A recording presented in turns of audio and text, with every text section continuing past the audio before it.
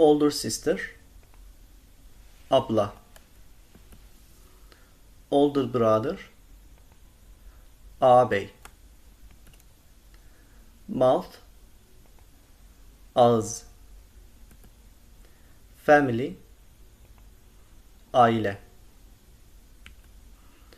Paternal uncle, amca.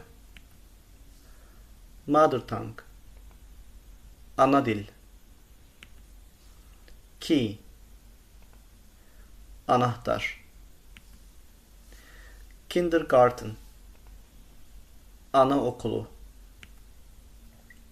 Maternal grandmother, anne. Paternal grandmother, babaanne. Neck, boyun. Nose, burun. Maternal uncle, dayı. Grandfather, dede. Tooth, diş. Younger brother, erkek kardeş. Paternal aunt, hala. Pool, havuz. Primary school, ilkokul.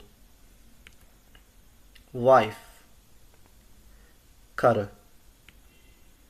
Younger sister, kız kardeş. Husband, koca.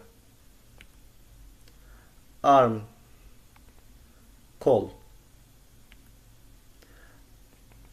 High school, lise.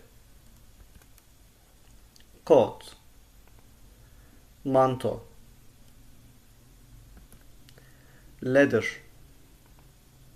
mektup. Shoulder, omuz.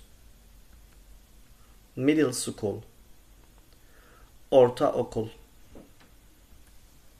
Chess, satranç. Company, şirket.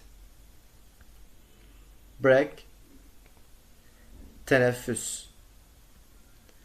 Maternal aunt, teyze.